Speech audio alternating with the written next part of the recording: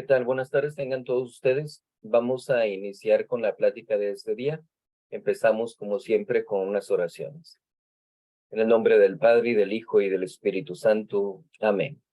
Padre nuestro que estás en los cielos, santificado sea tu nombre. Venga a nos tu reino.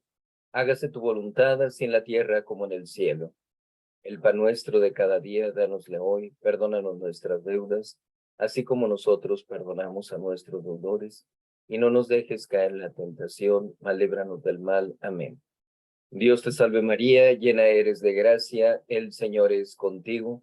Bendita tú eres entre todas las mujeres, y bendito es el fruto de tu vientre, Jesús. Santa María, Madre de Dios, ruega por nosotros pecadores, ahora y en la hora de nuestra muerte. Amén.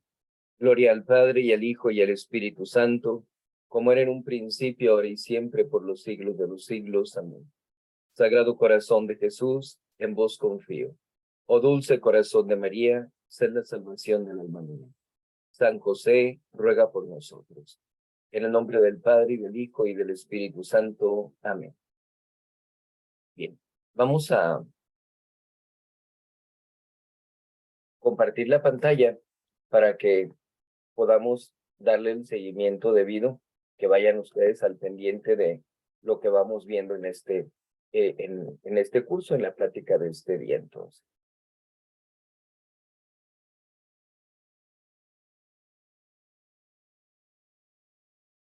bien, vamos a empezar con un repaso sobre los actos humanos para que podamos dejar más comprendido esto. Algunas personas como que se confundieron un poquito, quizás por la cantidad de definiciones que manejamos, las divisiones y todo eso. Entonces vamos a dar este repaso para que pueda quedar un poquito más claro, y con toda confianza, cualquier cosa que no haya explicado claramente, ustedes me dicen para darles los repasos que sean necesarios, de tal manera que ustedes vayan comprendiendo mejor todo lo que vamos viendo en este curso. Esto de los actos humanos, pues es obviamente una base para poder saber cómo obrar, cómo actuar, cuando caemos en pecado, cuando no, cuáles son los criterios que se toman en cuenta ante determinadas situaciones, etcétera, todo eso. Entonces, por eso vemos este repaso. En primer lugar, hacemos la diferenciación entre un acto humano y un acto del hombre. El acto humano es cuando el acto tiene una repercusión moral, cuando la persona tiene un objetivo en lo que está haciendo, tiene una intención, que esa intención entra dentro del campo de la moral, para poder decir, ha sido bueno o ha sido malo lo que se ha hecho, hay pecado o no hay pecado, qué grado de pecado es. Entonces, estos actos humanos son realmente los que entran en el ámbito de la moral. El acto del hombre no. El acto del hombre son actos que se hacen sin pensar, se hacen de manera automática, de manera rutinaria. El comer, el ir al baño, estornudar, etcétera.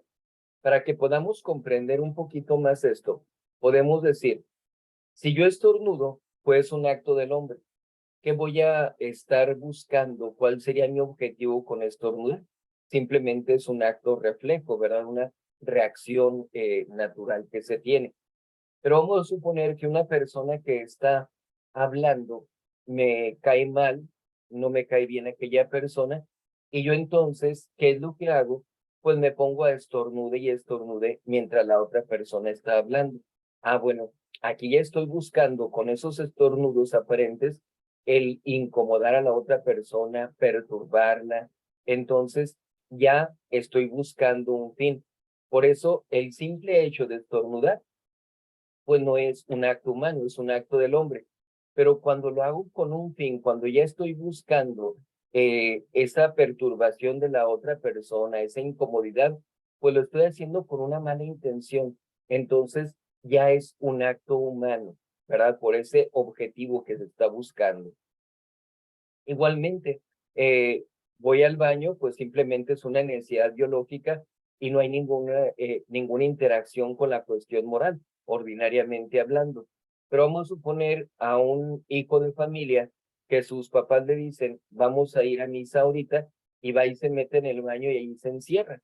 Pues obviamente está dejando pasar el tiempo para no asistir a misa o que se y molesten los papás y que digan ahí te quedas, algo por el estilo. Entonces, en el primer caso, pues decimos, no es un acto humano, es un acto del hombre, porque es simplemente el corresponder a esa necesidad biológica que se tiene.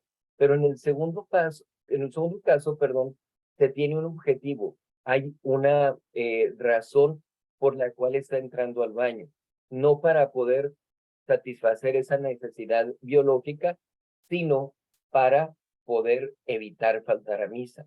Entonces, allí es esa diferenciación que tendríamos que hacer para poder distinguir entre los actos humanos y los actos del hombre. Para un acto humano, para que se dé realmente un acto humano, se necesitan entendimiento y voluntad. Entonces, necesito conocer, necesito comprender cuál es el aspecto moral que tiene la obra que voy a realizar y necesito tener voluntad, querer hacer lo que pretendo. Entonces, estos dos aspectos, estas dos partes, son muy necesarias para que se para que se dé el acto humano.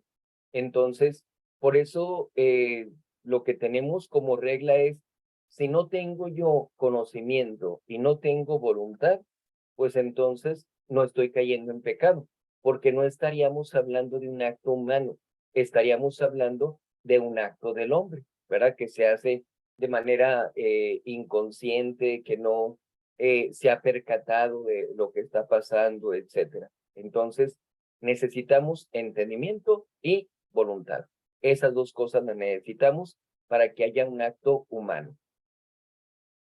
Sin poner más antecedentes, que ya los vimos en su momento, hablamos sobre la división de los actos humanos. Estos actos humanos se dividen en interno o externo.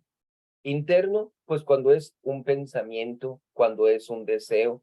Entonces, si un hombre ve a una mujer y luego piensa malas cosas, tiene un mal deseo hacia aquella mujer, pues es un acto interno, pero es un acto humano, porque está consciente de lo que está haciendo, de lo que está pensando en ese momento. Y un acto externo, pues obviamente son las obras que se realizan en el exterior, el hacer de comer, el hacer una obra de caridad, etcétera. Esas son obras externas. Entonces, también es un acto humano. ¿Por qué?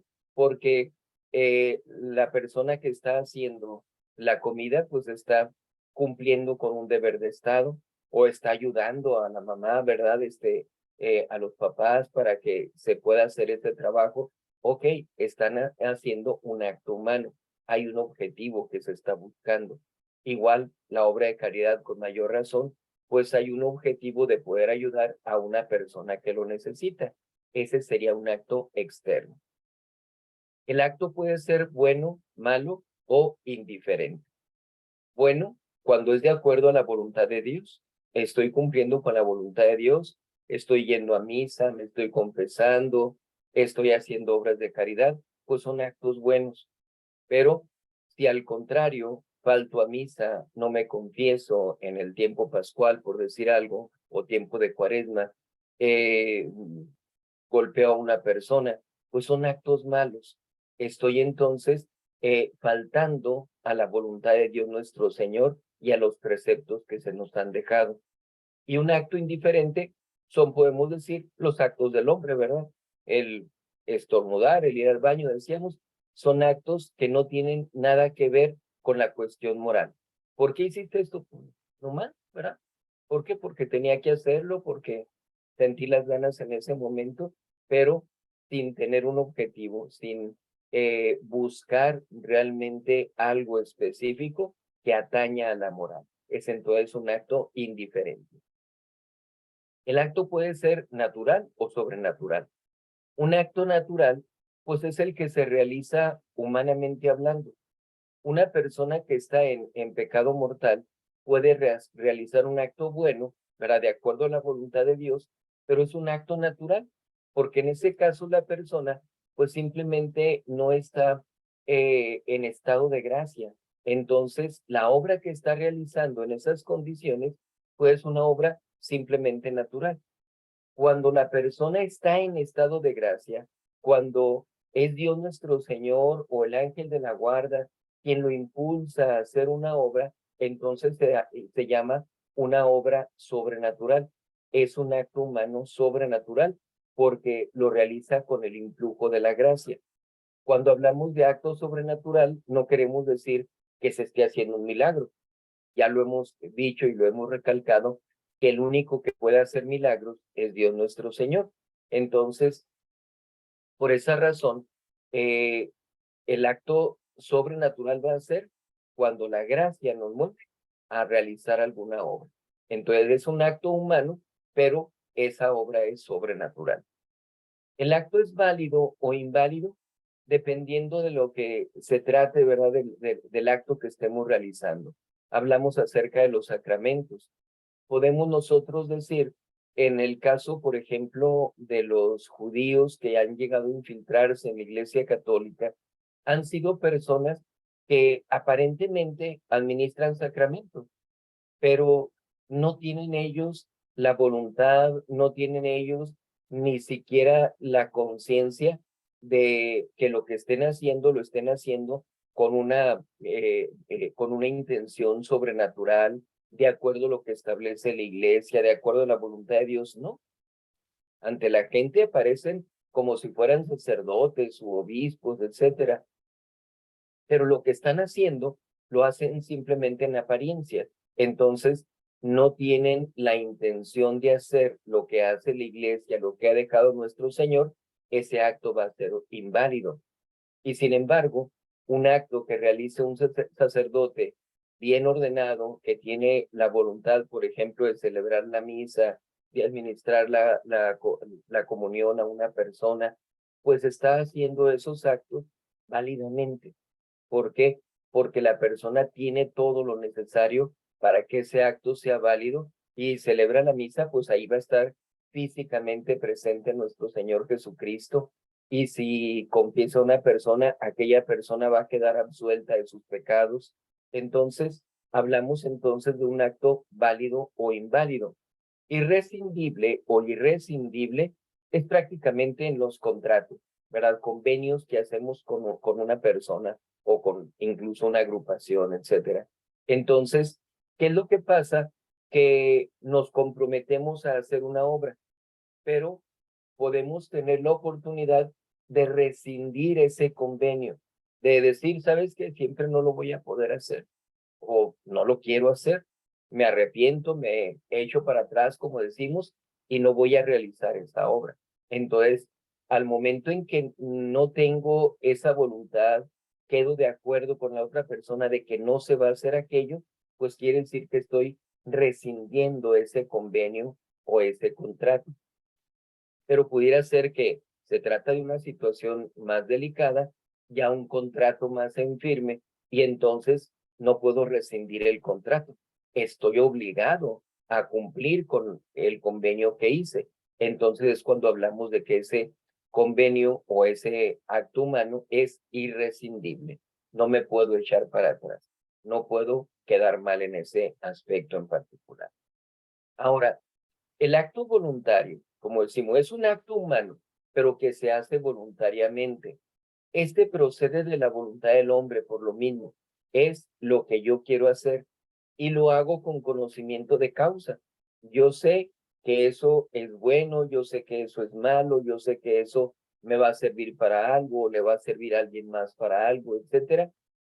Estoy haciendo un acto voluntario que tengo el conocimiento de lo que estoy haciendo. Y entonces, aquí hablando del acto voluntario, entramos en otra división. El acto voluntario puede ser perfecto o imperfecto, dependiendo de si cumplo con todo lo establecido o no cumplo con todo lo establecido. Podemos, por ejemplo, decir, un sacerdote en la administración de un bautismo, pues uno tiene que seguir un ceremonial. Entonces, está uno realizando todo lo que compete a esa ceremonia de bautismo. Entonces el acto es perfecto, es completo, pero puede ser imperfecto si llegan a faltarle algunas cosas, si realmente la persona no tiene la voluntad de poder cumplir con toda la ceremonia. Sería un acto imperfecto, que sucede, por ejemplo, en el caso de una persona que de emergencia llega a realizar un bautismo, no hace toda la ceremonia. Podemos decir que es perfecto en el sentido de que ese acto pues va a significar un verdadero bautismo, pero es imperfecto en el sentido de que no conlleva todas las demás partes de la ceremonia. El bautismo es válido, pero la acción, la ceremonia es imperfecta porque no cumple con todo lo que se tiene que hacer. Entonces, por eso, cuando las criaturas sobreviven al peligro de muerte en que se encuentran, tienen que acudir a la iglesia para que se complemente la ceremonia, que reciba toda bendición que compete al sacramento del bautismo. En ese caso, entonces, ya podemos decir, se perfecciona la obra que se había realizado. ¿Es total o impar total o parcial? Ahí me equivoqué al poner es total o parcial. Es decir, quiero yo cumplir con toda la obra, quiero hacer todo completamente o quiero hacer nada más una parte. ¿Qué es lo que estoy yo buscando? Entonces, estamos hablando, como decimos, del acto voluntario. Mi voluntad hacia dónde va, a realizar la totalidad, a buscar el objetivo totalmente, ¿sí? Eh, decía una persona, por ejemplo, a mí me gusta el alcohol y me gustan los efectos. Entonces, tanto quiero yo ingerir bebidas alcohólicas como quiero los efectos que va a producir, el cómo me siento, etcétera, ¿verdad?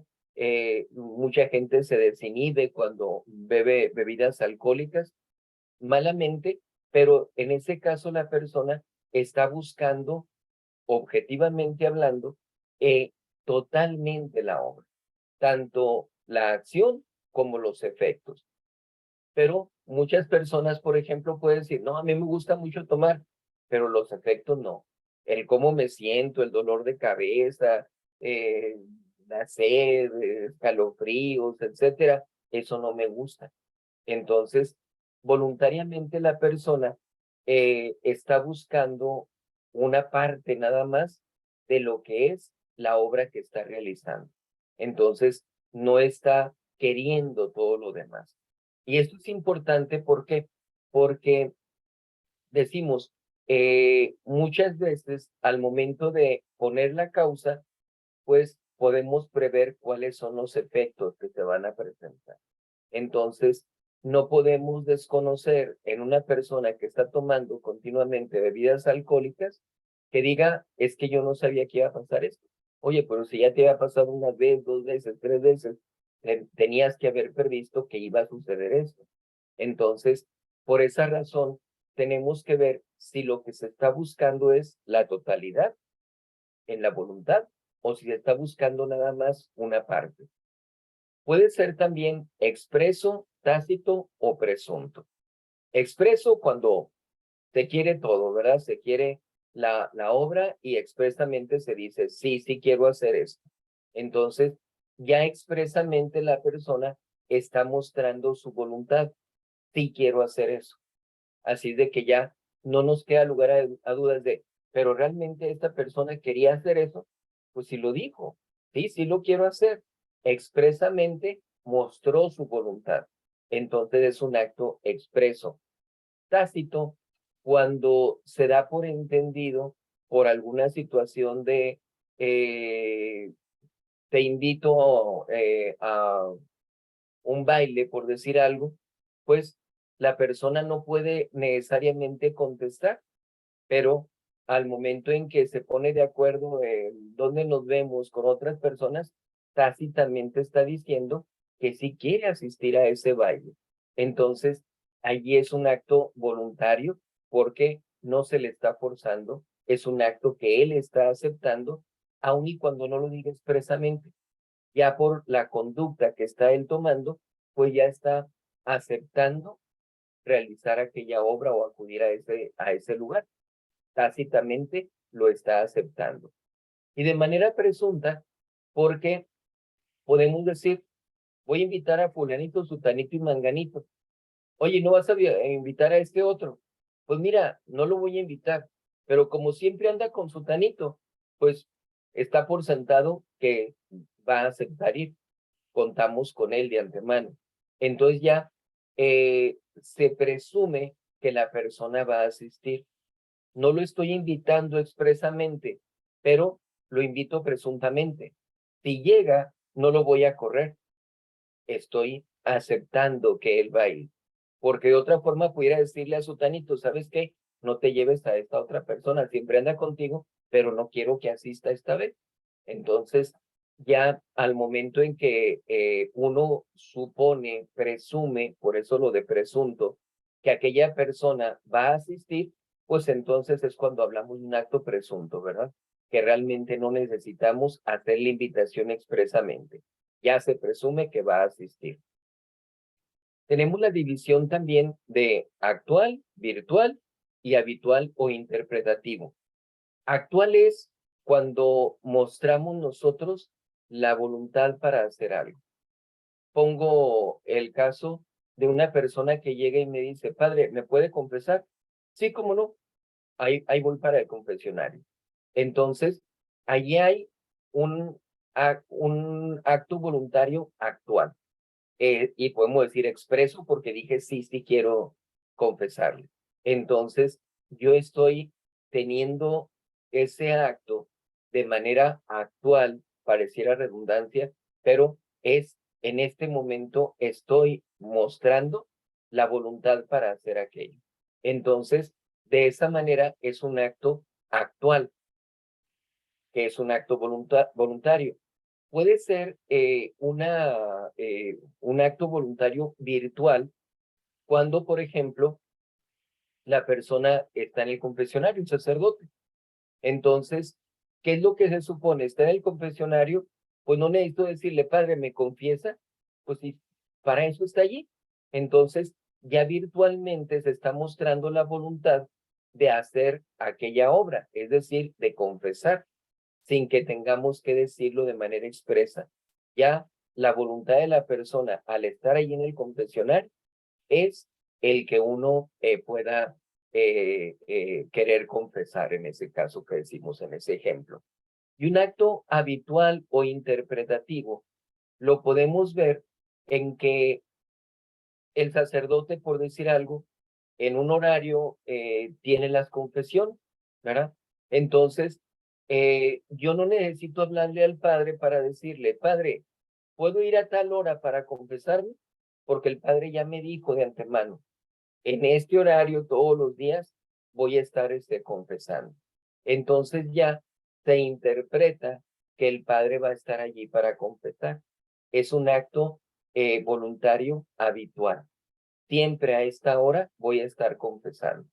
Podemos decir, procuro yo confesar o estar allí para las confesiones una hora antes de cada misa. Y si alguien quiere en otro horario, pues me lo puede decir específicamente. Pero se puede interpretar desde una hora antes, el padre va a estar allí para confesar. Acudo entonces esa hora antes y yo sé que el padre va a estar allí, si no sucede otra cosa, para poder confesarme.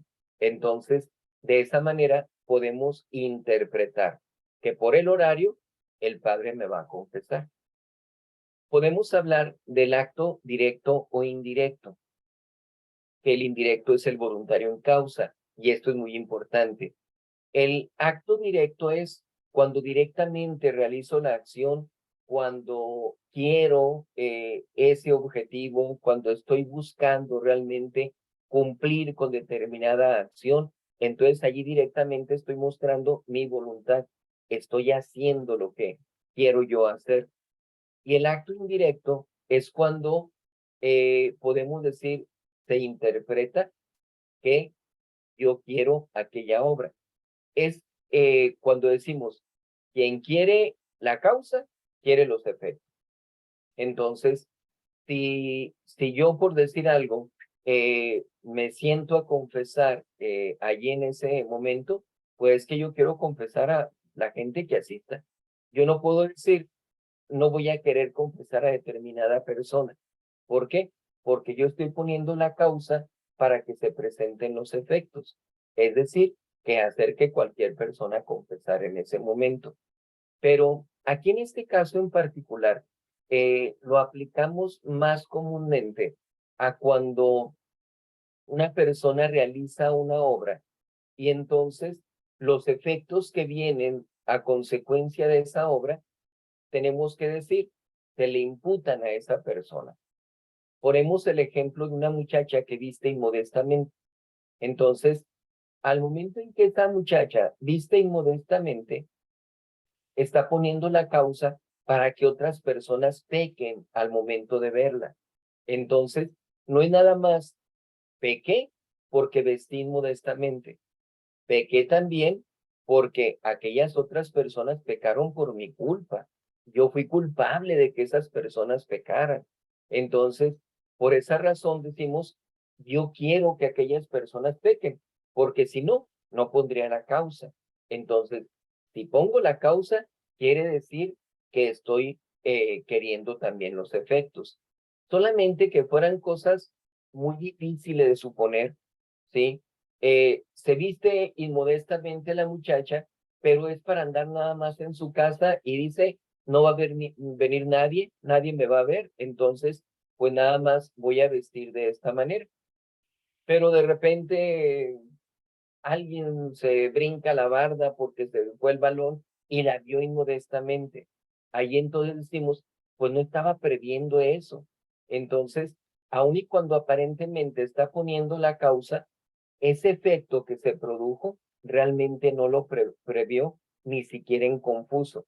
Entonces, por eso no se hace responsable del pecado de la otra persona, porque pensaba que iba a estar nada más ella sola en su casa. Entonces, en ese caso, decimos, pone la causa, pero sin prever un efecto de esa naturaleza. De manera, podemos decir un tanto fortuita, que sabemos ni la hoja del árbol se mueve sin la voluntad de Dios, pero en ese caso la persona, como no está buscando el ser vista por nadie más, pues entonces en ese caso no cae en pecado. Pero si la persona se viste inmodestamente y sabe que la van a ver, pues no puede decir, es que yo no quiero que pequen ellos por mí, es que yo no busco eso, nomás busco sentirme bien. Tú sabes perfectamente que vas a salir a la calle y que te van a ver. Entonces, allí tú te haces culpable, responsable de aquella falta que cometen el montón de gente, quienes sean, ¿verdad? Por eso decimos, no es tan sencillo como me vestí inmodesta o indecentemente, es cuántos pecados provoqué por vestirme de esa manera. Así es de que yo estoy buscando vestirme de una forma, ese es el acto directo, pero el indirecto es las consecuencias, los efectos que se producen por vestir inmodestamente. Entonces, es lo que decimos que se llama el voluntario en causa. Ahora, la responsabilidad de los malos efectos. Por supuesto que si yo pongo una causa para que se presenten efectos malos, pues yo soy responsable de esos efectos malos. Si yo le doy un mal consejo a una persona, pues yo voy a ser responsable si aquella persona hace algo malo. Si yo caigo en una complicidad, pues obviamente voy a ser responsable de lo que haga aquella otra persona. Por eso, por ejemplo, cuando un padre de familia permite que un hijo vive en unión libre en su casa, pues él cae en esa complicidad. Él es responsable de eso. Papá, fíjate que mi novia quedó embarazada, entonces me la voy a traer a vivir aquí a la casa, ¿qué te parece? Está bien, hijo, no se preocupe, mire, ahí puede quedarse en su recámara, ahí la acondicionamos, le ponemos una cunita para cuando nazca el bebé, pues le está poniendo todo en bandeja de plata. Entonces, te hace responsable de que ese hijo esté viviendo en unión libre. Luego llega la iglesia y padre, ¿por qué no me quiere dar la absolución? Padre, yo quiero comulgar. ¿Cómo voy a mandar a la calle a mi hijo? Sentimentalismos tontos que desgraciadamente no se piensa en realidad en que todo eso ofende a Dios nuestro Señor y nos quedamos nada más en la cuestión humana sin pensar en la repercusión moral y espiritual que tienen nuestros actos. A ver, mijo, usted fue tan grandecito como para llegar a esa acción, pues ahora sea lo mismo para trabajar y para buscar qué es lo que le va a dar a esta muchacha para mantenerla, para cuidar de su bebé. No tiene la capacidad para poder solventar los gastos de un matrimonio, pues entonces no se case. Ayúdela nada más para poder estar repartiéndose los gastos en lo que usted tiene la capacidad para casarse con ella debidamente. Pero nada de que viene y que el papá le cubra todas las deficiencias, todas las faltas y lo ampare en esas malas acciones en que está cayendo. Por eso luego resulta que pues ya no es un hijo, ya son dos, ya son tres. Padre, pero ¿a dónde se va a ir si lo corro? Pues eso lo hubiera pensado desde un principio, no hasta ahorita que ya le dio todo el amparo y que ahora sí resulta que quiere acercarse a comulgar y ahora el malo es el sacerdote. No, usted es el responsable de los malos efectos producidos al poner esas causas. Entonces, hay un acto voluntario que tiene malos efectos, pues no debemos poner ese acto voluntario. Tenemos que evitarlo para que no se presenten los malos efectos. Por supuesto, en el caso de los jóvenes que tienen relaciones fuera del matrimonio, pues se hacen responsables en primer lugar de esos pecados que están cometiendo y en segundo lugar de las consecuencias que se puedan presentar. Es que nosotros no queríamos que ella quedara embarazada. Pues si no se quiere el efecto, no se pone la causa, ¿verdad? Entonces, por eso decimos, por supuesto que hay una responsabilidad directamente entre la causa que se pone con los malos efectos que llegan a producirse. Una obra puede tener dos efectos, uno bueno y otro malo. Entonces, allí tenemos que ver qué tanta facultad tenemos para poner la acción a pesar de que vaya a producir un efecto malo. Entonces, allí tienen que considerarse varias cosas. Debemos nosotros tomar en cuenta, cuando yo estoy poniendo la acción, ¿qué es lo que pretendo? ¿Que se dé el efecto malo o estoy buscando únicamente el efecto bueno? Ah, no, es que yo nada más estoy buscando el efecto bueno. Yo no quiero que se presente el efecto malo. Entonces, allí puede ser que la responsabilidad no le afecte en el sentido del efecto malo. Y ponemos el ejemplo claro de una persona que tiene cáncer y que se opera para que se le extirpe, podemos decir, la matriz, ¿verdad? Por este cáncer que tiene. El efecto bueno que se está buscando, pues es que la persona se cure de ese cáncer, que tenga la salud física. Pero el efecto malo, aparentemente, que se va a producir es que no va a poder tener hijos, que ya no va a responder a ese fin del matrimonio, que es la procreación de los hijos. Pero no es que esté buscando evitar los hijos, está buscando el efecto bueno, que es el cuidar de la salud física. Ahora, debemos tomar en consideración que ante cierta situación tenemos que ver si realmente estoy obligado a poner la causa para que se produzca el efecto malo. Y si el efecto malo no es peor que el efecto bueno que se va a producir, es decir, que no haya mucha diferencia entre el mal que se produce con el bien que se produce, ¿sí? Yo no puedo decir, voy a poner una bomba en este lugar donde hay un montón de gente para que muera una persona que me está causando daño o que es enemigo de la iglesia. Pues no, definitivamente que no. Aparentemente pueden muchas veces decir, y es erróneo, pero en el acto que decimos que se pone que es un acto humano, puede decir, yo pretendo quitarle la vida a esta persona para que no siga causando daño a la iglesia, pero muchos son los que van a sufrir las consecuencias. No, no lo puedes hacer. Ni siquiera eso lo puedes tener como un efecto bueno. El voy a quitar a esta persona de la vida para que no siga dañando a la iglesia. Pero decimos, hablamos sobre la conciencia de la persona en ese caso. Y como obviamente voy a perjudicar a más personas, pues también por eso debo evitar esa acción. Entonces, mucho se ha hablado acerca del magnicidio, por ejemplo, ¿verdad? Cuando hay un mal gobernante, y tenemos que ver que en la gran mayoría de los casos y en la gran mayoría de las opiniones teológicas se dice es bien difícil que se pueda justificar una obra así. Tendríamos que decir, esa persona únicamente pudiera ser la única que causara daño a la iglesia y quitando a esa persona ya no habría ningún mal. Difícilmente se puede hablar de eso, pero eso lo vamos a ver también en cuanto al plano de la conciencia. Aquí nada más lo que tenemos que ver es, ante una acción pueden producirse dos efectos, uno bueno y otro malo.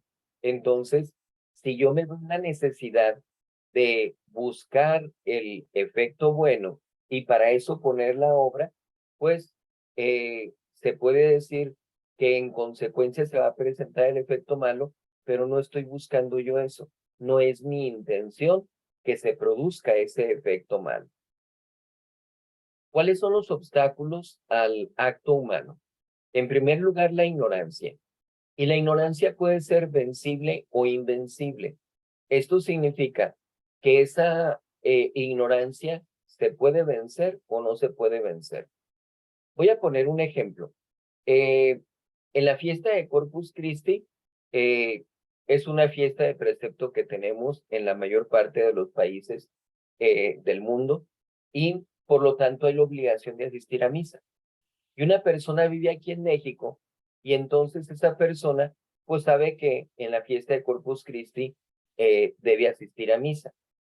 Pero resulta que esta persona se va a Estados Unidos y puede ser de manera transitoria o de manera permanente.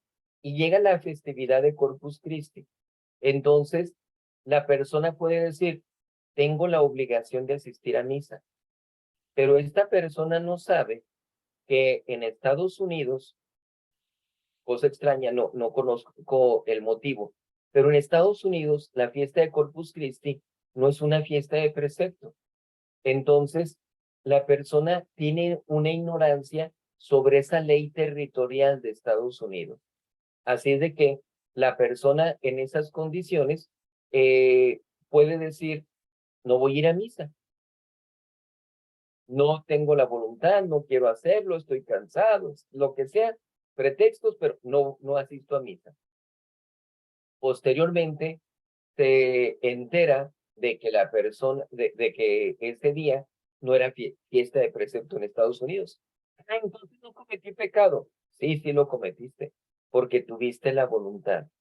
Tu ignorancia fue invencible con respecto a esa ley de la iglesia en Estados Unidos, pero durante ese tiempo era transitorio. Por esa razón, la persona tenía una ignorancia invencible. Pudiera ser al revés. La persona de Estados Unidos sabe que en Estados Unidos no es día de precepto, se viene a México, pasa la fiesta de Corpus Christi y no asiste a misa. Ah, bueno, no sabía que aquí en México que era fiesta de precepto, por eso no asiste a la misa. No hay la intención de transgredir una ley. Y es una ignorancia invencible hasta ese momento porque no tiene la obligación de andar investigando, ya que su conocimiento básico es ese día no es de precepto, ¿sí? Entonces, en ese caso, la persona durante ese lapso tiene una ignorancia invencible. Al momento en que alguien por ahí le dice, oye, en Estados Unidos no es fiesta de precepto, o en México sí es fiesta de precepto, ahí es donde la persona tiene que investigar. Y esa ignorancia invencible hasta ese momento se transforma en una ignorancia vencible. Entonces, de tal manera de que nosotros somos responsables de los actos realizados con ignorancia vencible, porque no hemos utilizado las herramientas, no hemos hecho lo suficiente para conocer lo que marca la ley. Entonces, en ese caso me hago yo acreedor a la responsabilidad de ese acto que realice, ¿sí? Aquí, por ejemplo, en México, todos los viernes del año, pues podemos nosotros comer carne sin ningún problema, no hay abstinencia. Pero en Estados Unidos sí.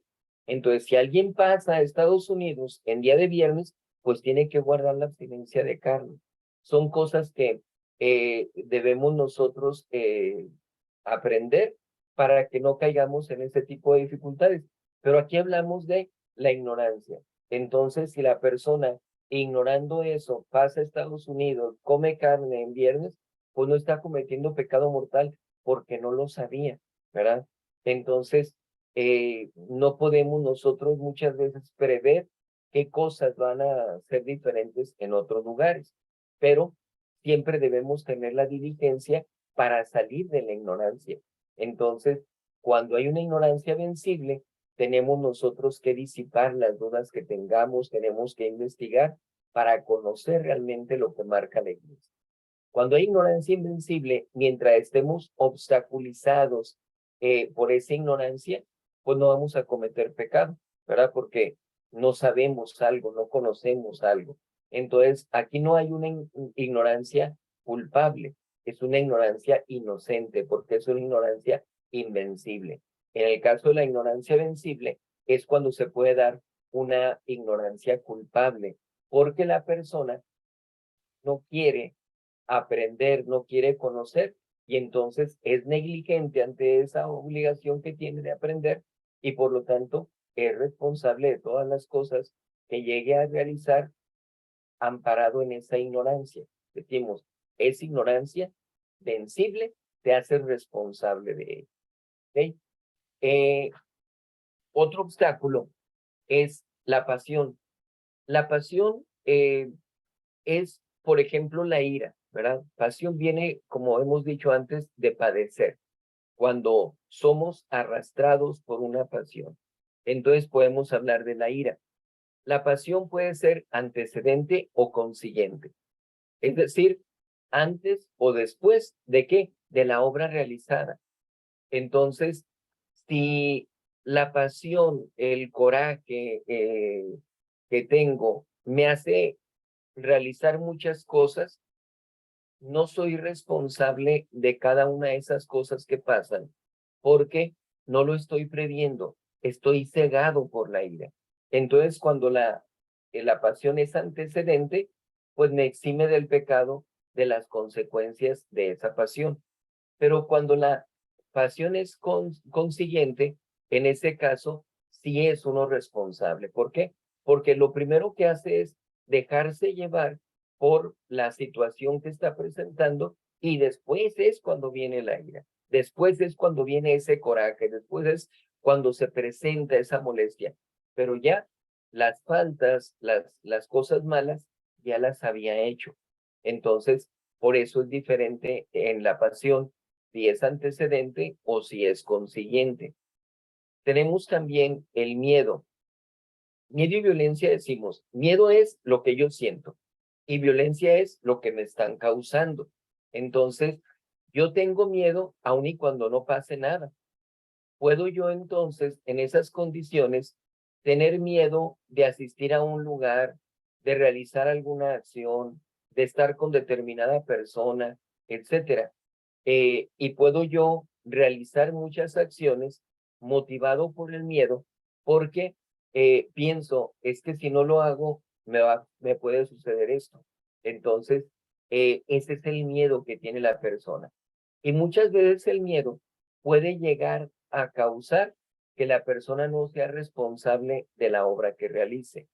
Pero cuando decimos, se trata de cuestiones de fe, tienes que hacer esta obra para que demuestres que no eres católico, para que tú muestres una blasfemia, una ofensa en contra de Dios, para que vean que tú ya no tienes esa mentalidad, que se vea que tú me haces caso, etcétera. No, en esos casos no hay miedo que valga, no me va a eximir de esa responsabilidad.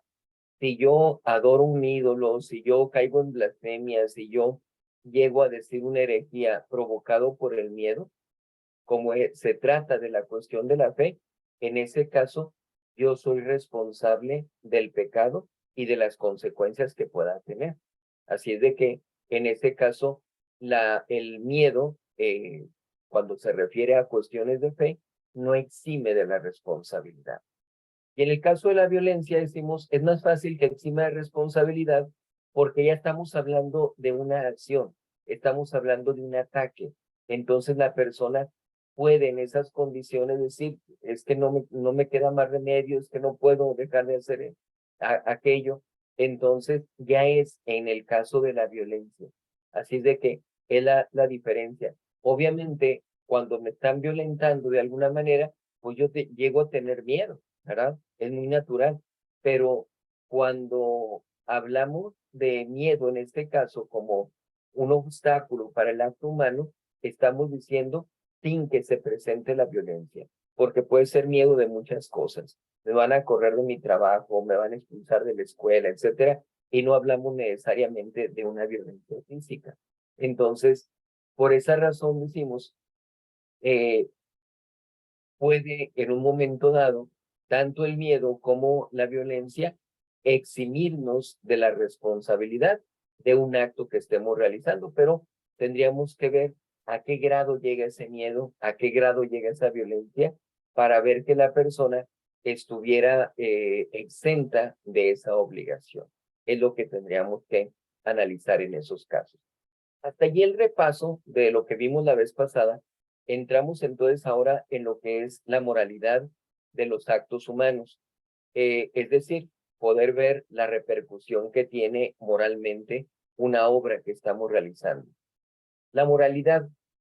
La moralidad es la relación del acto humano con la regla del bien obrar, es decir, con lo bueno que yo tengo que hacer. Si está conforme con esa regla, se llama bueno. Lo que estoy haciendo es algo bueno. Si es en desacuerdo, pues es un acto malo. Y entonces podemos decir, o el acto es bueno o el acto es malo, dependiendo de la conformidad o disconformidad con la regla del bien obrar. La norma del bien obrar es doble. Una exterior a nosotros, que es la ley. Esto es lo que marca la ley. Tienes que asistir a misa todos los domingos. Tienes que confesarte por lo menos una vez al año. Esa es la ley, es algo exterior a nosotros. Y la otra que llevamos dentro de nosotros es la conciencia. Cuando la conciencia nos dice, no hagas esto porque no es bueno, o haz esto porque es bueno, ¿sí? Entonces, ya la conciencia nos da una moralidad de las obras. Por eso decimos, antes de que llegara el cristianismo, en el caso de tribus paganas, etcétera, pues tenían la ley de la conciencia, la ley natural nada más. No tenían una revelación, no tenían ellos un conocimiento de leyes dejadas por Dios nuestro Señor. Entonces, por esa razón, pues para ellos su norma de conducta, pues era la conciencia solamente, porque no tenían una ley dejada por Dios nuestro Señor. En el caso de nosotros, tenemos una ley y tenemos nuestra conciencia. La bondad y la malicia moral, ¿es bueno o es malo? Es el acuerdo o desacuerdo de un acto con la ley o con la conciencia. Fíjense, el acuerdo o desacuerdo con la ley constituye la bondad o malicia material. ¿Se cumple o no se cumple con la ley? Es que yo no quería, no te pregunté cuál era tu intención. ¿Hiciste o no hiciste? Entonces, por eso hablamos de una bondad o una malicia material, ¿sí? Por la obra nada más que se hizo. Y el acuerdo o desacuerdo con la conciencia, la bondad o malicia formal, ¿sí? Ahora sí, lo hice con toda la intención, con toda la premeditación. Yo quería hacer aquello. Entonces, esa bondad o esa malicia es formal, porque se refiere a nuestra conciencia. Según esto, una acción puede ser material y formalmente buena, es decir, tener la bondad en las dos cosas, materialmente y formalmente, si está de acuerdo a un tiempo con la ley y la conciencia, como amar a Dios. Una persona que ama a Dios eh, lo puede expresar y lo puede sentir. Entonces, yo tengo la obligación de amar a Dios sobre todas las cosas. ¿Ah? Puedo mostrarlo mediante cierto tipo de actos. Entonces estoy cumpliendo con la ley. Pero interiormente me muevo a tener ese amor a Dios nuestro Señor y a que las obras que esté realizando las haga precisamente por ese amor a Dios. Entonces esta obra, materialmente por el cumplimiento de la ley y formalmente por seguir mi conciencia, es algo bueno. Tiene esa bondad material y formalmente. ¿Qué pasa cuando una obra es material y formalmente mala? Esto es cuando está en desacuerdo con la ley y la conciencia, como blasfemar, dice. Eh, yo sé que tengo prohibido blasfemar. La ley, el primer mandamiento, me prohíbe que caiga en el pecado de blasfemia. Pero yo quiero blasfemar, yo tengo esa voluntad, tengo esa intención de ofender a Dios. Gravísimo pecado. Pero entonces, al momento en que se profiere esa blasfemia, pues, ¿qué pasa? Que se está transgrediendo la ley y por lo tanto hay una malicia material, pero también está uno obrando en contra de lo que le marca la conciencia. Esto que vas a hacer es malo, no me importa, lo voy a hacer. Entonces, formalmente es malo lo que estoy haciendo. Así podemos decir, material y formalmente la obra es mala. Pero puede darse el caso de que una obra sea materialmente buena y formalmente mala. Por ejemplo, cuando uno cree mal a una cosa que la ley no prohíbe, como dibujar en domingo. Nos pasa desgraciadamente con algunas personas. El mandamiento nos dice que no debemos hacer obras serviles, pero en ocasiones como que se nos complica el comprender cuáles son las obras serviles. Y es muy claro, las obras serviles son aquellas en las que únicamente se utiliza la fuerza humana, donde no hay intervención del intelecto. Cuando hay una intervención de intelecto y de obra humana, fuerza humana, entonces decimos que la obra es mixta. Y cuando solamente se utiliza el intelecto, como puede ser en leer, estudiar, escuchar música, etcétera, pues son obras intelectuales. Las obras entonces que se prohíben en la iglesia son las obras serviles, las obras donde únicamente interfiere la fuerza física. Una persona que realiza un trabajo de carpintería, un trabajo de albañilería, una persona que se dedica a hacer a tejer, ¿verdad? Esos casos son obras serviles. Y una persona puede decir, voy a dibujar, voy a escribir, voy a hacer escrito, este artículo, y luego dice, pero como lo he hecho en domingo, pues entonces he caído en pecado. Entonces, la ley no está prohibiendo que se haga esa obra, que se lea, que se escriba, no lo prohíbe, pero la persona piensa que eso es pecado, piensa que esa obra es mala, entonces su conciencia le dice, no te pongas a hacer eso, pero lo hace. Materialmente, la obra es buena, porque no hay ninguna prohibición para ello, pero formalmente es mala por la intención que yo tengo. En ese caso, entonces, estamos cayendo en un error de conciencia, pero estamos siguiendo malamente o vamos yendo en contra de lo que me marca la conciencia. No dibujes, no escribas, no leas, porque no puedes hacer otras obras más que pasártela rezando todo el día. No, pues no, voy a hacer eso. ¿Ah? Estoy actuando en contra de lo que la conciencia me dice aun y cuando en ese caso hablamos de una conciencia errónea, que lo vamos a ver adelante. Entonces, allí la materia, o mejor dicho, la obra es buena materialmente hablando, pero formalmente es mala porque estoy actuando en contra de lo que me marca la conciencia. Y puede ser al revés, materialmente mala y formalmente buena. Cuando uno cree buena una cosa prohibida, como mentir para salvar la vida del prójimo. Fíjense, se da mucho el que la gente hable de mentiras piadosas. Es que yo hice esto para que no se provocara esto, es que yo dije esto para que no me dijeran esto.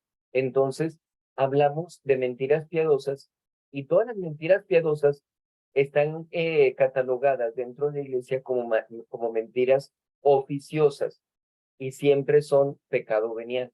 Entonces, por esa razón, es un error decir, voy a mentir para salvar la vida de un prójimo. No puedo hacerlo ni en esas circunstancias. Entonces, estoy yo creyendo una cosa buena cuando realmente no es así. En una palabra, la bondad o malicia formal se refieren a la conciencia y la bondad o malicia material se refieren a la ley. Bajo ninguna circunstancia puedo cometer un pecado, pero desgraciadamente cometo el pecado pensando que lo bueno que estoy buscando me va a eximir de ese pecado. Entonces, no, estás cometiendo un pecado, pero es un pecado materialmente, porque la ley me prohíbe caer en esa mentira, cometer ese pecado. Pero mi conciencia erróneamente me dice que sí lo puedo hacer. Entonces, materialmente la obra fue mala, pero formalmente fue buena, porque había una buena intención. Y debemos nosotros, estamos estudiando para eso, para comprender que la obra, desde el motivo, los medios que se utilicen y el objetivo que se esté buscando, siempre tiene que ser bueno.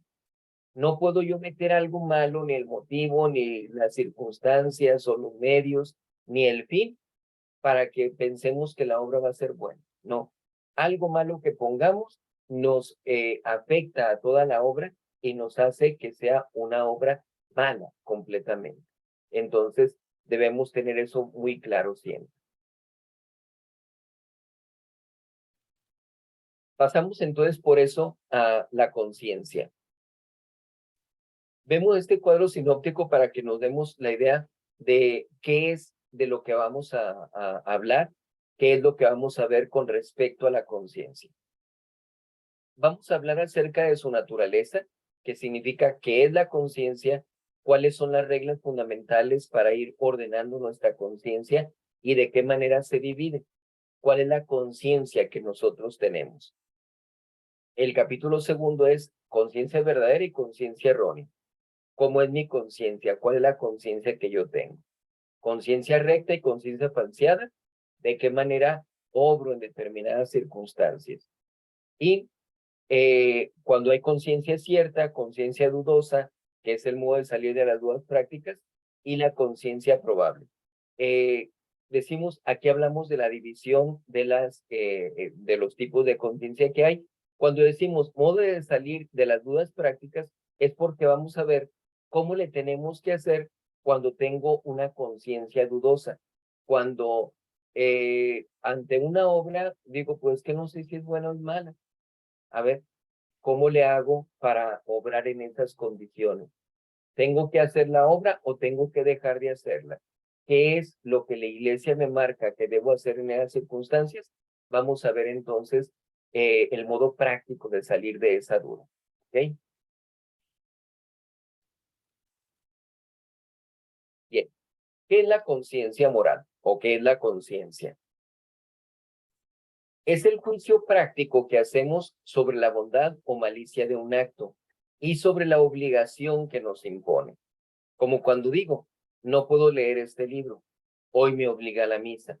Entonces, allí estoy obrando de acuerdo a lo que mi conciencia me está indicando. Entonces, es el juicio práctico. Se me presenta una circunstancia, ¿voy a misa o no voy a misa? Entonces, tengo que hacer el juicio para decir si voy a ir o no voy a ir. ¿Sigo lo que me marca mi conciencia o voy en contra de ella? Entonces, aquí hablamos de un juicio que hay con respecto a la bondad o malicia de una obra. Por eso, ahora ven la necesidad que teníamos de hablar antes sobre eso, sobre la bondad y malicia de las obras, de los actos que realizamos, para poder entrar en este plano de lo que es la conciencia y cómo debemos seguirla y cómo debemos formarla. Entonces, hay un juicio práctico y este juicio lo hacemos sobre la bondad o malicia de un acto para poder determinar lo que voy a hacer es bueno o es malo. ¿Lo debo hacer o no lo debo hacer? ¿Va a ser pecado o no va a ser pecado? Entonces, ese juicio me debe llevar a poder definir correctamente qué es lo que tengo que hacer. Y, por lo tanto, sobre la obligación que nos impone. Si yo digo, esto que quiero hacer es malo, no debo hacerlo. Esto que quiero hacer es bueno, debo hacerlo. Entonces, por eso decimos, hacemos el juicio sobre la bondad o malicia y en consecuencia podemos obrar. Si obramos correctamente, pues vamos a tener un mérito, nos vamos a sentir satisfechos, tranquilos por la obra que hemos hecho, pero si hemos obrado malamente, pues vamos a tener ese recargo de conciencia, nos vamos a sentir mal, van a venir determinados efectos malos por eso. Me tengo que hacer responsable de todo eso, como lo veíamos antes, ¿verdad? Tú quisiste hacer eso, ahora asume las consecuencias. Entonces, si yo digo, ¿debo asistir a misa este día? Bueno, ¿es domingo? Sí. ¿Y qué dice la iglesia? Oír misa entera todos los domingos y fiestas de guardar. Ah, bueno, entonces tengo que ir. Pero ahora falta ver, ¿voy o no voy? Así es de que yo puedo hacer la obra buena, lo que me indica mi conciencia, sí tengo la obligación de ir, voy, y entonces tengo ese mérito. Pero digo, no, no voy a ir. Pero es que es precepto, sí. Es que si no vas es pecado mortal, sí, pero no voy a ir. Entonces ya asumimos, como decimos, esas consecuencias. La conciencia interviene en nuestros actos de una doble manera. ¿A qué nos referimos? Antes de la acción, nos ilustra sobre la naturaleza moral del acto y lo permite, ordena o prohíbe. Voy a realizar una acción. Y entonces es cuando entra la conciencia y me dice, esto es malo. Ah, ok. Entonces la conciencia me prohíbe que haga eso. Ah, esto es bueno. Ah, ok. Me lo ordena o me lo permite. Me lo ordena, por ejemplo, si es en el caso de la asistencia a misa. ¿Sí? Es algo bueno, pero es algo obligatorio. Ah, ok. Voy entonces a asistir a misa. Pero puede ser dar una limosna. No me lo ordena, no me está mandando que lo haga, pero es algo bueno que te va a ayudar. Ah, bueno, entonces lo hago, me lo está permitiendo mi conciencia. Eso es antes de la acción. Antes de obrar, antes de hacer algo, mi conciencia me indica sobre la bondad o malicia de un acto. Y puede ser después de la acción, nos premia con su aprobación.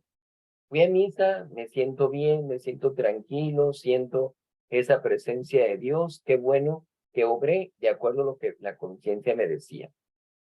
O nos castiga con el remordimiento si hemos obrado mal. Me siento mal por no haber ido a misa. Malo cuando no nos sentimos mal, porque entonces nuestra conciencia no es una conciencia verdadera, no es una conciencia recta, podemos decir no es una conciencia buena.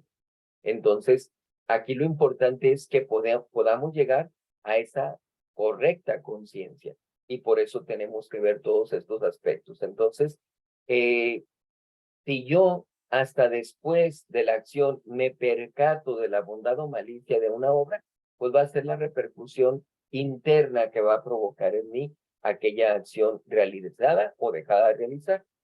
Para eso tenemos tres reglas fundamentales. En primer lugar, nunca podemos obrar en contra de nuestra conciencia, ¿sí? Podemos llegar a tener incluso una conciencia errónea y nosotros tenemos que seguir la conciencia, porque se supone que no sabemos que tenemos esa conciencia errónea. Entonces, mi conciencia me dice algo, pues yo tengo que obrar de acuerdo a lo que me dice mi conciencia. No puedo actuar en contra.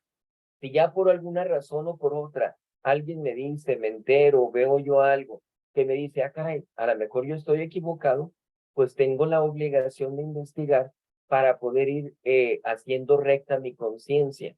Pero siempre tengo la obligación de ir conforme a mi conciencia. Por eso nunca podemos obrar en contra de nuestra conciencia, porque es el eco de la voz de Dios. Es Dios quien interiormente nos va indicando lo que tenemos que hacer. Y es la norma próxima de nuestros actos, es lo que tenemos más a la mano. En ocasiones no podemos llegar a consultar un libro, no podemos buscar a un sacerdote o alguna persona bien estudiosa de la religión. La conciencia es la que me va a marcar qué es lo que tengo que hacer o lo que tengo que dejar de hacer. En consecuencia, siempre debemos seguirla cuando nos manda o prohíbe algo. Esto me está mandando asistir a misa, esto me está prohibiendo caer en un pecado, tengo que seguir, ¿sí? Es una regla fundamental. En segundo lugar, siempre debemos seguirla cuando nos permite algo.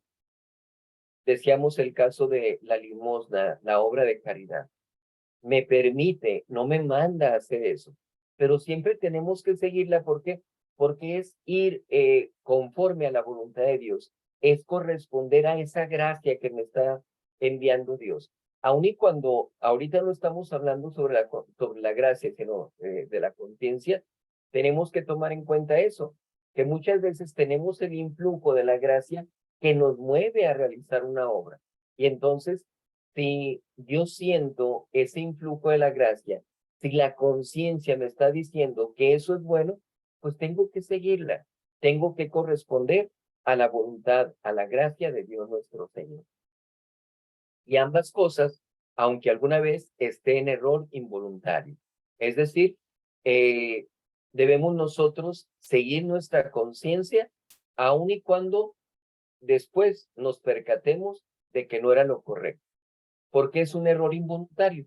Porque no pretendemos hacer algo malo, estamos siguiendo nuestra conciencia y a eso nos tenemos que acostumbrar, a seguir nuestra conciencia.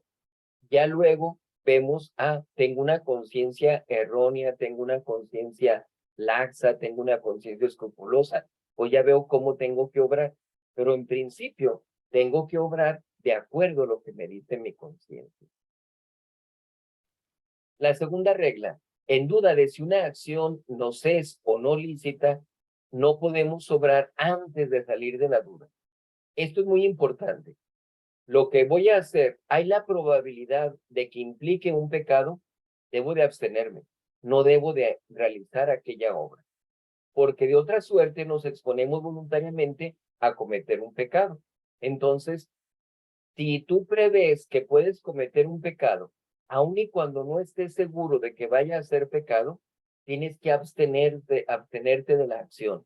No puedes hacer aquello que implica una probabilidad, porque así como es probable que no sea pecado, también es probable que sí sea pecado.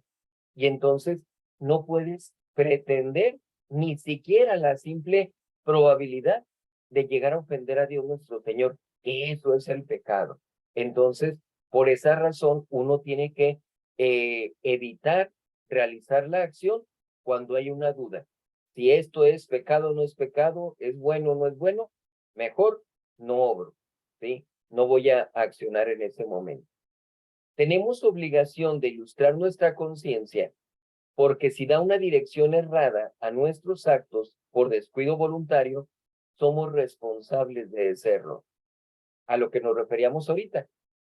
Estoy obrando de acuerdo a lo que me marca mi conciencia, pero de repente algo me indica que mi conciencia no me está avisando correctamente. Por alguna razón, mi conciencia se desvió de lo que es la voz de Dios nuestro Señor. Entonces, tengo la obligación de ilustrar mi conciencia, de formarla correctamente para que mis obras sean de acuerdo a una conciencia recta, que obremos de una manera adecuada.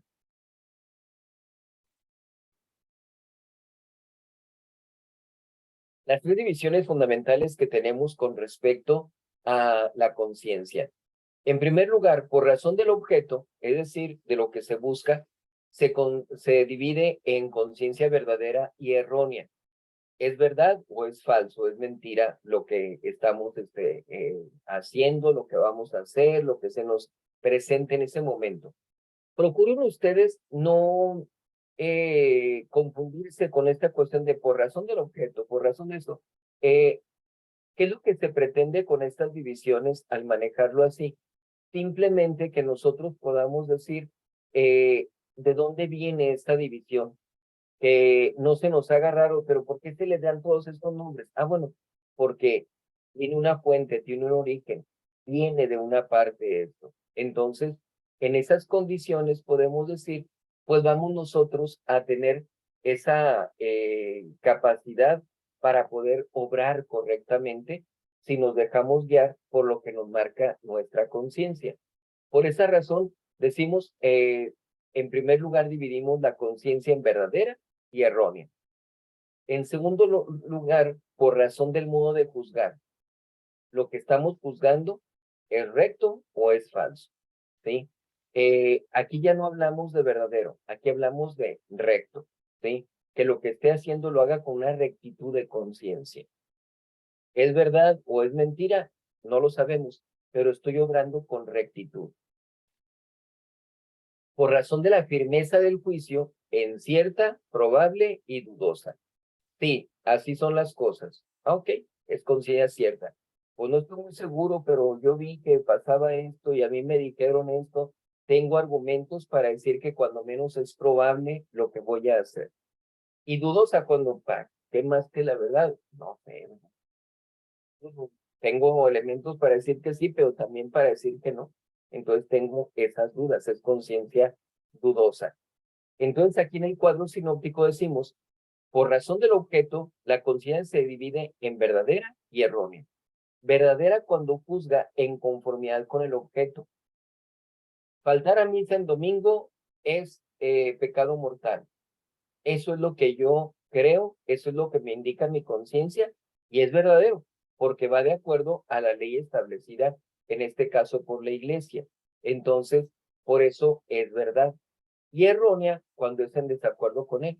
Pero ¿por qué va a ser pecado faltar a misa? ¿Por qué si Dios nunca dijo eso? ¿Ah? Hay una conciencia errónea. Porque mi conciencia me dice que no estoy obligado a asistir a misa, pero es un error. Porque si tengo esa obligación de asistir a misa todos los días, ¿verdad? La voz de la iglesia es la voz de Dios nuestro Señor. Por el modo de juzgar, se divide en recta y falseada. La conciencia recta, decíamos, es que quien juzga con rectitud, quien juzga dice aquí con aplomo, ¿sí? Entonces, yo estoy actuando rectamente porque yo actúo de acuerdo a como siento, pienso, creo que son las cosas. Entonces, actúo de esa manera. Hay ocasiones en que decimos, esta persona es muy honesta, está equivocada, pero es honesta, ¿verdad? Actúa de acuerdo a lo que le indica su conciencia.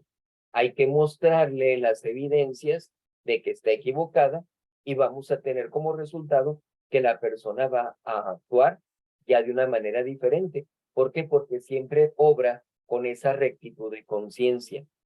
Y la conciencia falseada es cuando no tiene prudencia, no tiene esa rectitud, no tiene ese aplomo. Esa conciencia la podemos dividir en diferentes cosas, diferentes tipos, como es relajada, ¿verdad? No me interesa. Estrecha cuando soy muy cuadrado en lo que pienso. Escrupulosa cuando no quiero porque creo que eso va a ser pecado. Y perpleja cuando, ¿qué hago? No sé qué es lo que tengo que hacer. Y por la firmeza del juicio se divide en cierta, probable y dudosa. La cierta es cuando juzga sin temor de errar. Yo sé que así es y así voy a obrar. Entonces, no piensa en que haya un error en su conciencia, en que sea equivocado lo que va a hacer. Juzga que realmente es correcto lo que está haciendo. Pues la conciencia cierta. Probable cuando hay temor de errar, ¿verdad? Pues mira, es que me parece que sí.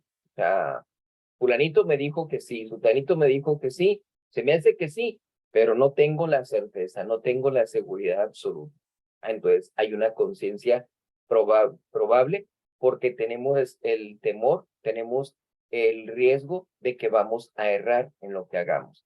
Y la dudosa, cuando no se atreve a juzgar, ¿lo hacemos o no lo hacemos? Pues es que no sé, qué dudo, ¿sí? O sea, hay elementos para una cosa y hay elementos para otra, entonces no sé qué es lo que tenemos que hacer. Hay una duda. Entonces, ese es otro tipo de conciencia. Vamos a hablar entonces sobre la conciencia verdadera y la conciencia errónea. ¿Cuáles son los principios que tenemos al respecto? El primer principio, es necesario procurar obrar con conciencia verdadera porque la rectitud de un acto consiste en su conformidad con la ley moral. Entonces, tenemos que partir de ese hecho, de que debemos nosotros buscar obrar con conciencia verdadera, que realmente entre lo que hagamos nosotros y lo que marca Dios nuestro Señor, haya una consonancia, hay una congruencia. Entonces, estoy conforme con la ley moral, con la ley que Dios me ha establecido. Entonces, eso es lo que tengo que buscar, cumplir siempre con la voluntad de Dios nuestro Señor. El segundo principio, no es pecado obrar con conciencia invenciblemente errónea, porque de una parte, la norma próxima de obrar es la conciencia, lo que decíamos antes, es lo que tengo a la mano, es mi conciencia lo que me indica qué es lo que tengo que hacer. Y de otra, pues no tenemos la culpa de estar en el error. ¿Por qué? Porque hablamos de una conciencia invenciblemente errónea. Lo que decíamos antes es que yo me ajustaba a las leyes de mi país y así era. Vengo para acá y pues resulta que no me doy cuenta de que hay otras cosas distintas. Entonces, en esas condiciones, la persona no comete pecado porque no tiene la culpa, no es responsable de ese error. Hablamos de un error invencible, cuando menos durante cierto tiempo no se puede salir de ese error. Entonces, en este caso, pues no se comete ningún pecado. Y el tercer principio, es pecado obrar con conciencia venciblemente errónea, pues siendo el error vencible, somos culpables de obrar con él. Veo yo el riesgo de caer en el error, tengo que salir del error, tengo que investigar, tengo que consultar, tengo que analizar las cosas para poder formar bien mi conciencia. Entonces, con una conciencia venciblemente errónea, no debemos obrar. Primero tenemos que dar una correcta formación a mi conciencia. Yo sé que otra persona tiene una conciencia bien formada, pues puedo guiarme por esa persona para ir formando mi conciencia. No me puedo guiar por mi conciencia errónea venciblemente porque voy a caer en pecado. Casos particulares. La conciencia invenciblemente errónea, cuando la persona no puede salir del error, debe seguirse cuando manda. Así, peca quien creyendo erradamente que es día de fiesta, deja de ir a misa por pereza. Lo que decíamos, por ejemplo, en el caso de Corpus Christi. Estoy en Estados Unidos, sé que es día de Corpus Christi y por pereza no voy a misa. ¿Qué pasa? Pues que resulta que no era precepto, pero no me obligaba la ley, pero mi conciencia sí. Entonces, si la conciencia me manda, tengo que asistir a misa, debo de asistir a misa. Ya después me doy cuenta, no era fiesta de precepto Corpus Christi aquí en Estados Unidos. Pues ya hice una obra buena, no pierdo nada con eso. Pude dejar de asistir, pero no sabía yo eso, no tenía ese conocimiento. Debe seguirse también cuando prohíbe. Así, peca quien creyendo erradamente que es día de abstinencia, come carne. Entonces, si yo pienso que este día, por ejemplo, la abstinencia de carne de la vigilia de la Asunción se cambió a la vigilia de la Inmaculada Concepción de la Virgen. Entonces, Hay personas que todavía de repente preguntan en la vigilia de la Asunción, oye, padre, ¿y hay obligación de comer carne? No, no hay obligación de comer carne. Pero si la persona no pregunta y se queda con aquella idea de que es día de abstinencia de carne, pues tiene que seguir tu conciencia, tiene que cumplir con esa abstinencia de carne, porque si no lo hace, va a caer en pecado. Aun y cuando después diga, no había obligación de guardar la abstinencia, pero tú no lo sabías. Tu conciencia errónea te estaba marcando que tenías que guardar la conciencia y no seguiste tu conciencia. Por eso caes en el pecado. Hay obligación de acusar estos pecados, obviamente, ¿verdad? Porque el pecado formalmente se cometió. Entonces, eh, no guardé la abstinencia de carne el día de la vigilia de la Asunción de la Virgen, aun y cuando después me dé cuenta de que no era obligatoria esa abstinencia, como no la cumplí, mi conciencia me decía que tenía que cumplirla, debo de confesarlo. ¿Por qué? Porque estoy cayendo en pecado. Tuve yo la intención, la voluntad de cometer el pecado y de esa manera obré. Entonces, de ese modo tengo que acusar el pecado. Ni siquiera tengo que decir, padre, fíjese que yo no cumplí la abstinencia de carne, yo creía que sí era obligación, pero luego me enteré que no, pero yo sí creía. No, no, no. O sea, tu conciencia te dictó, tienes que cumplir con la abstinencia de carne. ¿Lo hiciste o no? No, no lo hice. Pecado. No, no estás siguiendo tu conciencia y el principio es que tienes que seguir tu conciencia cuando te prohíbe algo. Para ello se puede decir sencillamente, dejé de ir a misa un domingo o quebranté la abstinencia, porque la malicia del pecado es lo mismo.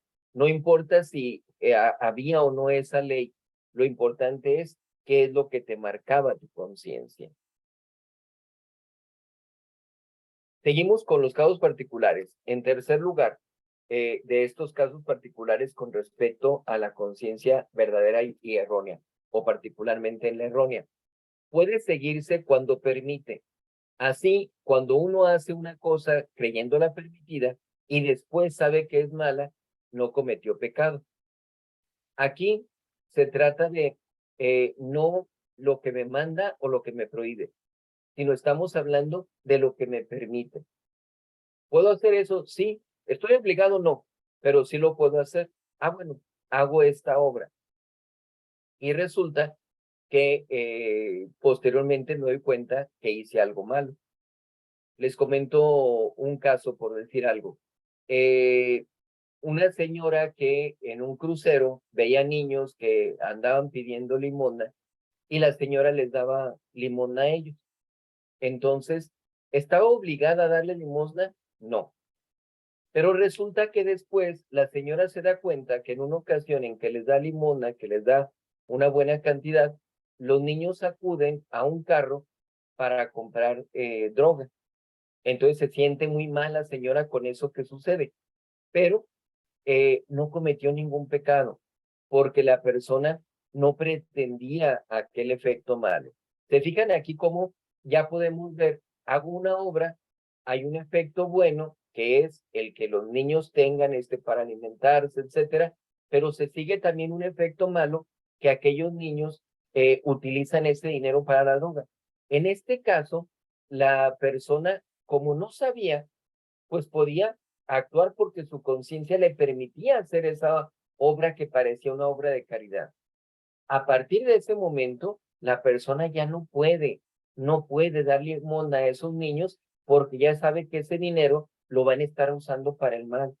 Por eso, pues hemos dicho muchas veces que en lugar de darle dinero a una persona, pues dale un taco, dale un lonche y de esa manera haces una obra de caridad y no te expones a que sea mal usado tu dinero, que se dé un efecto malo, como hemos estado diciendo.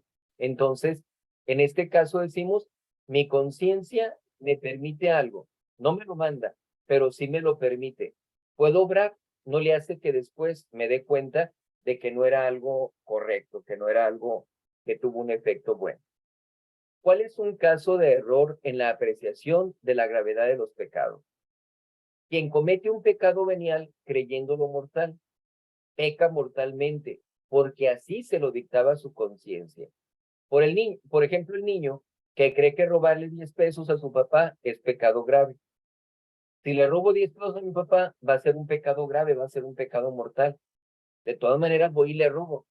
Tengo la intención de cometer el pecado grave. Por eso, aun y cuando hay un error de conciencia, mi conciencia me está indicando algo y tengo que seguirla. Y no puedo robarle esos 10 pesos a mi papá porque para mí va a ser pecado mortal. Aun y cuando después me entere de que no era pecado mortal, yo voy a tener que confesar, cometí un pecado mortal porque yo creía que robarle esos 10 pesos a mi papá era pecado mortal. Entonces, por eso es muy importante que conozcamos esto para que sepamos nuestra conciencia es lo que nos debe ir dictando si hacemos o no hacemos algo, si aquello que vamos a hacer es pecado venial, pecado mortal o no hay pecado. Entonces, aquí podemos ver cómo en el error de conciencia vamos a hacernos responsables de los defectos cuando obramos en contra de lo que la conciencia me indica. Quien comete un pecado mortal creyéndolo venial, peca venialmente. Es el caso distinto al anterior. Con tal que su ignorancia no sea crasa o afectada. No me importa, no quiero saber más, no me digas, yo creo que es venial y yo lo hago así. No, es una conciencia afectada esa. Pero si la persona realiza una acción pensando que es pecado venial, aun y cuando objetivamente sea pecado mortal, a la persona se le va a imputar únicamente como pecado venial, no como pecado mortal. Esto es, hija de un grave descuido o de mala voluntad en instruirse, ¿verdad? No tengo la intención de instruirme, en consecuencia, pues caigo en esa conciencia crasa o afectada, allí no me puedo regir por eso. Pero cuando no se trata de eso, cuando es simplemente una conciencia errónea, si yo pienso que algo es pecado venial y lo hago, no le hace que después me entere de que es pecado mortal, va a seguir siendo pecado venial para mí y ni siquiera tengo necesidad de confesarlo, porque lo único obligatorio de confesar son los pecados mortales. Así, peca venialmente quien sin culpa cree que jurar en falso en materia leve no es sino falta venial.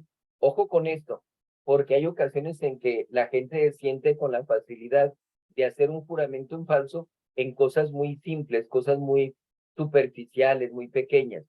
Y el juramento en falso siempre va a ser pecado mortal. Entonces, no podemos caer en juramentos en falso. El juramento en vano es pecado venial, pero el juramento falso, es decir, con mentira, aun y cuando sea una mentiridita, de todas maneras va a ser pecado mortal. No puedo poner yo a Dios como testigo de cosas falsas, de mentiras. Conclusión, tenemos grave obligación de ilustrar nuestra conciencia. Entonces, debemos nosotros analizar nuestra conciencia para determinar qué tipo de conciencia tenemos. Les pongo un pequeño ejercicio para terminar con esto.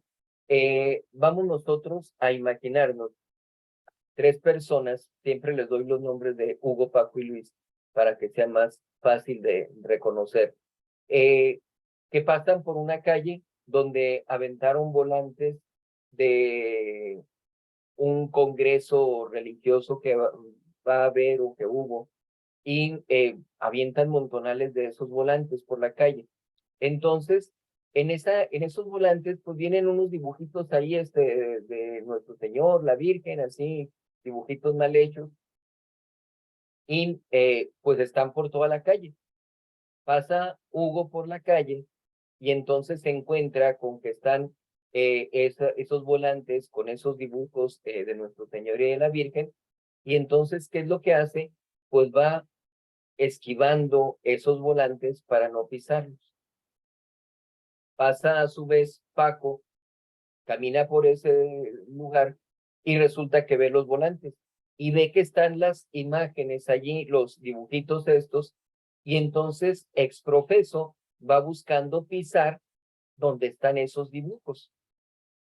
Y luego pasa Luis, ve lo mismo, los volantes, ve que están con los dibujos de Nuestra Señora y de la Virgen, y simplemente pasa.